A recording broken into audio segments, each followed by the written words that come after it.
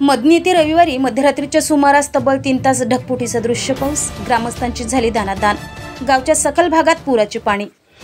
नजीकच्या मदनी परिसरात ढगफुटी सदृश्य पाऊस झाल्याने नदी नाले तुडुंब भरून वाहू लागल्याने मदनी गावात नदीचे पाणी शिरले। यात मोठ्या प्रमाणात शेतशिवारातील शेती पिकांचे व शेती साहित्याचे सुद्धा मोठे नुकसान झाले। नदीकाठी असलेल्या शेती अक्षरशः खरडून गेल्या व नदीकडेला असलेला गोठा पाण्यात आला। सुनील दिघडे यांचे 2 वासरे, वैरण, तुषार सिंचनाचा सट व शेती साहित्य वाहून गेले।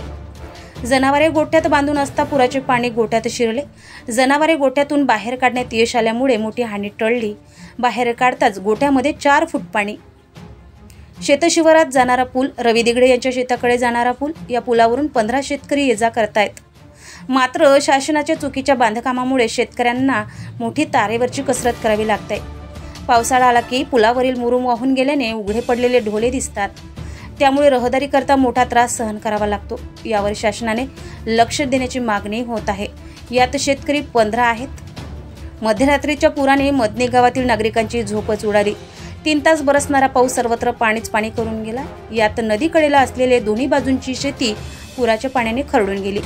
यात शेतकऱ्यांचे कंबरडे मोडले। हे सगळी माहिती महसूल विभागातील तलाठी अमोल रामटेके यांना कळवलं असता माहिती मिळताच नुकसानीचा पंचनामा करिता गावचे सरपंच शालिनीताई वानखडे, उपसरपंच सूरज गवडी, ग्रामपंचायत सदस्य प्रकाशराव अडसुळे, ग्रामपंचायत सचिव हितेश इमानी व तलाठी अमोल रामटेके कोतवाल सूरज परिसरात फिरून परत परिसरातील नुकसान पाहणी करून नुकसानीचा अहवाल वरिष्ठांकडे सादर करतो, अशी ग्वाही तलाठी यांनी ग्रामस्थांना दिली आहे। मदनी गावच्या वरच्या बाजूला मदन डॅम व बोरखडी धरण आहे। यात बोरखडी धरण ओव्हरफ्लो झालेलं आहे। दोन्ही धरण ओव्हरफ्लो झाले की मदना या दोन्ही गावासाठी धोक्याची घंटा आहे। धरण ओव्हरफ्लो झाले की मदनी गावाचा संपर्क तुटतो व सध्या दोनही नाले दुथडी भरून वाहत आहे।